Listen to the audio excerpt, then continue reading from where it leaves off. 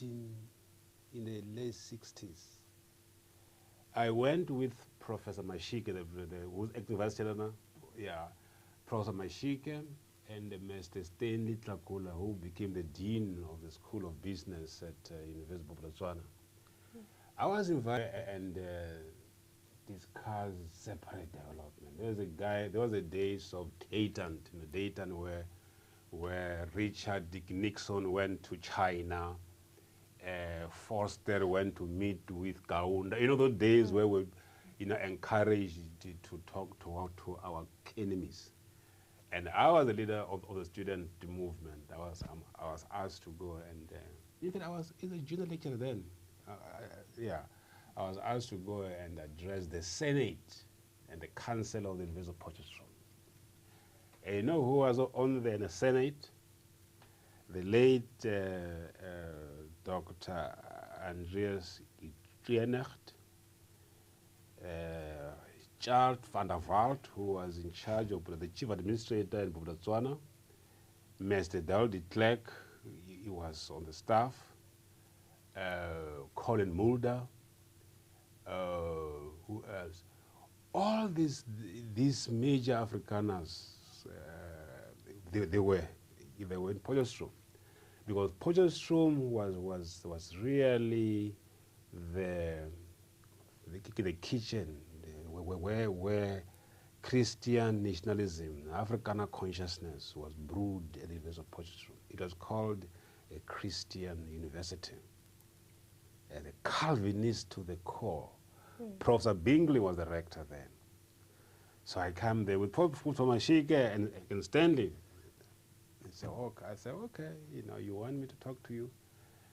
So I had prepared, man, with footnotes and quotations and statistics. I said to them, I won't give you a long speech here, but I want to, give you a run-up of what happens to an average black child in a township.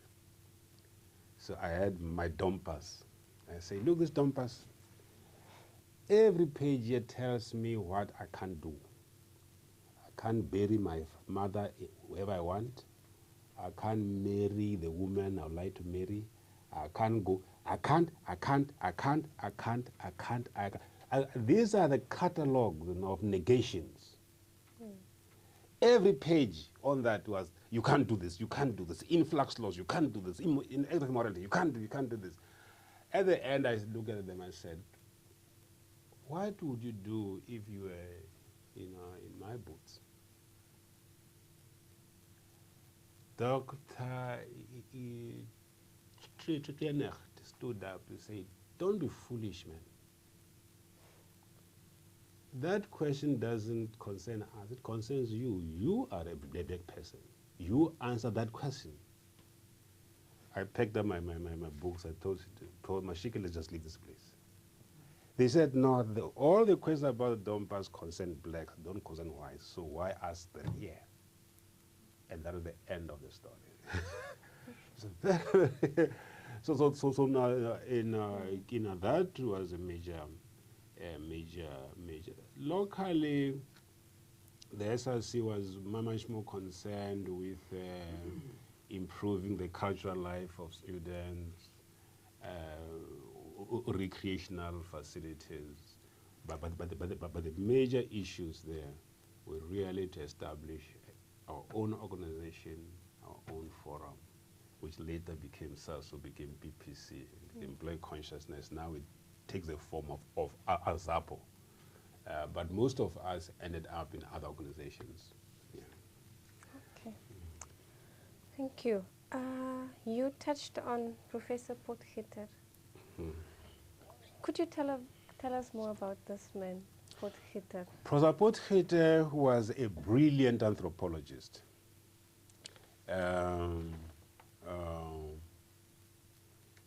Really brilliant anthropologist. He was a professor of anthropology at the University of South Africa. And he became a rector of the University College of the North at a very early age. I think he was 38 years when he became a rector of the University College of the North. And was appointed there because as an anthropologist, he was regarded as an authority on us. He understands the African students, you know, and his doctoral thesis, I think, was on, I think the title was The Disappearing Bushmen of Lake Crecy. The Disappearing Bushmen of Lake Crecy. That was his thesis. And Dr. Iceland did his doctorate on the Pelis. And that's why Dr. Iceland was made the Chancellor of Turflop. Professor Potgieter was meant the Vice Chancellor because they had studied the mind of the Bantu. Dr. Verwoerd, who was then Prime Minister, went to Leipzig, did his doctorate on, I think the title of his doctorate in English reads, The Blunting of Emotions. How to blunt human emotions.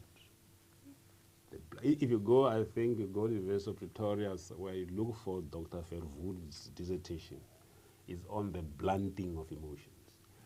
So these are the guys who were presiding over our education. But something else about Potgieter. You know, one time, you know, we're very, very, very, very subversive. Newsers was banned from Turflop, but I and my SRC decided to invite them to come and address us at night. You know, Mr. Adrian Leftwich, who was the president of Newsers and later sold us out. You know, he got arrested and betrayed us and ran to kibbutz in Israel.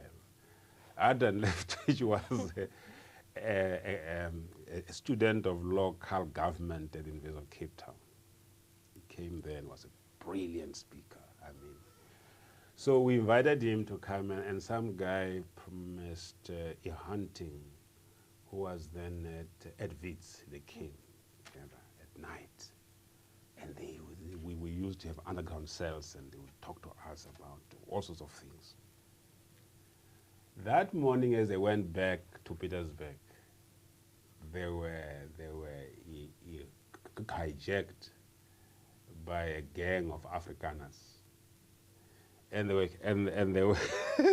hair was shed off. They appeared the front page in the Star with no hair, you know. And these are the communists, and of course Nkondo was instigating them behind. So in the morning that day. When after this secret meeting, Professor Potgieter called me to his office. He says, you know, he pointed at me like this. He said, you know, this, why do you invite these little Jews, these bantam cocks? They blur my vision. These Jews, these bantam cocks. And I remember the way it was such a terrifying meeting. So it was very, very interesting. He was a very, very interesting man. But it was much more interesting in terms of he has very weird hobbies. He was a hunter. He used to come here in the game reserve and hunt lions. Every weekend, he would hunt lions. And one time, the All Sports Committee decided to, without permission, even from me, to go for a varsity, sports varsity competition in Goya. Mr. Mutsumi, who married Tema's daughter, I forget the name now, Madikolo, God Madikolo, who was also one of the first women there. These guys, I'm the president of the SRC, they decide to go on a trip without even informing me.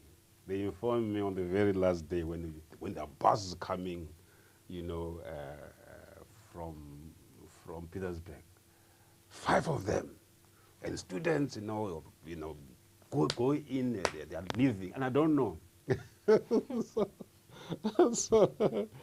So Potgieter calls me, come in. I go not to his office, he calls me to his house where 30 years later I was to stay. Remember, when I came back, I stayed in the very house the guy.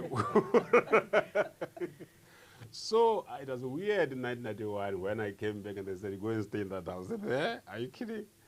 So he calls me and he says, you know, he says, come here.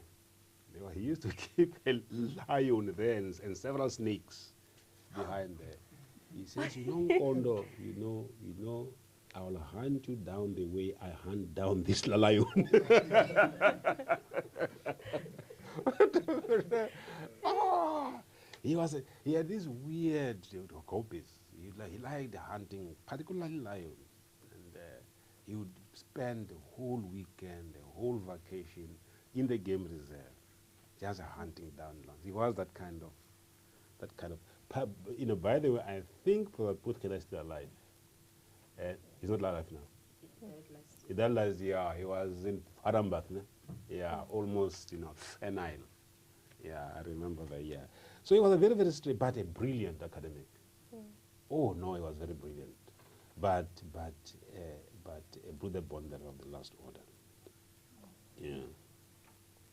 Okay, thank you. I want to go on to the relationship between the staff and students at the university at the time when you were still a student. It was, it was a very, very,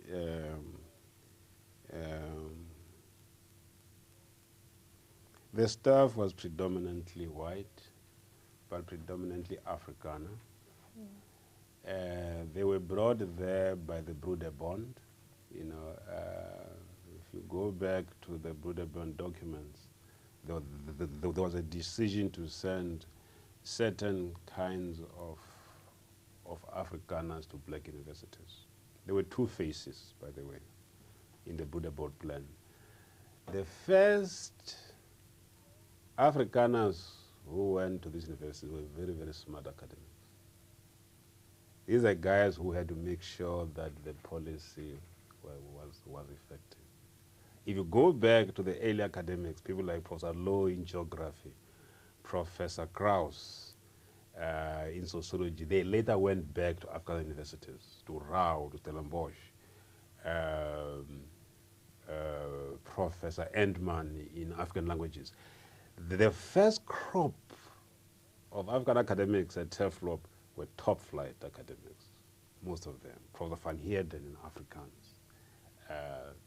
The only Afrikaner who was very poor was the professor of English, because they didn't care for English, so they just sent anybody. The Professor Smarts, W.M. Smarts. The first class I attended there was very strange. I was doing second. I had passed first year English at Vlakfontein. And when I got to Turflop, I registered for second year English with a certain lady called Audrey Mutau, the short one, yeah, who later married Curtis's friend, Mr. Havenga, the mathematician, with the same fame as a teacher of mathematics as Kambule in Soweto. Audrey later married Harvey, who was a very close friend.